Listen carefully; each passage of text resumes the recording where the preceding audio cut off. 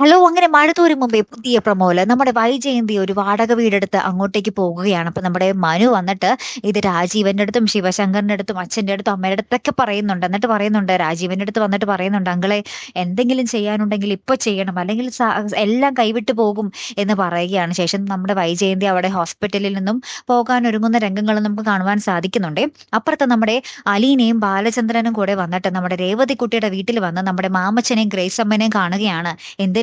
ആ ഡിവൈഎസ്പിയുമായിട്ടൊന്ന് സംസാരിക്കാൻ വേണ്ടി. അപ്പൊ നമ്മുടെ മാമച്ചൻ പറയുന്നുണ്ട്, "എന്തൊക്കെ ആരൊക്കെ സംസാരിച്ചാലും ആ കുട്ടി മൊഴി മാറ്റി പറഞ്ഞില്ലെങ്കിൽ രക്ഷയൊന്നുമില്ലല്ലോ" എന്നിങ്ങനെ പറയുകയാണ്. അപ്പൊ ബാലചന്ദ്രൻ പറയുന്നുണ്ട്, "അവർക്ക് 4 പേരെയും പ്രതികളായിട്ട് വേണം. നമുക്ക് എന്ത് ചെയ്യാൻ പറ്റും? നമുക്കൊന്ന് ആ സാറുമായിട്ടൊന്ന് സംസാരിച്ച് നോക്കാം" എന്നിങ്ങനെ പറയുകയാട്ടോ. അങ്ങനെ ഡിവൈഎസ്പി ആയിട്ട് സംസാരിക്കാൻ പോകുന്ന ഒരു നിമിഷങ്ങളൊക്കെ തന്നെയാണ് കൂട്ടുകാരെ നമുക്ക് ഏറ്റവും ഒടുവിൽ കാണുവാൻ സാധിക്കുന്നത്. അപ്പുറത്ത് ശരണ്യനെ കാണിക്കുന്നുണ്ട്. ശരണ്യ താൻ എന്ത് വേണം? മൊഴി മാറ്റി പറയണോ? രോഹിത്തിനെ രക്ഷിക്കണോ? രോഹിത് തന്നെ ഒന്നും ചെയ്തില്ലല്ലോ. അങ്ങനെയൊക്കെ ഇങ്ങനെ ചിന്തിച്ച് നിൽക്കുന്ന ഒരു രംഗവും ഏറ്റവും ഒടുവിൽ കാണുവാൻ സാധിക്കുന്നുണ്ടേ. നമുക്ക് നോക്കാട്ടോ. അപ്പൊ അടുത്തൊരു വീഡിയോയുമായി വരുന്നത് വരയ്ക്കും ഗുഡ് ബൈ.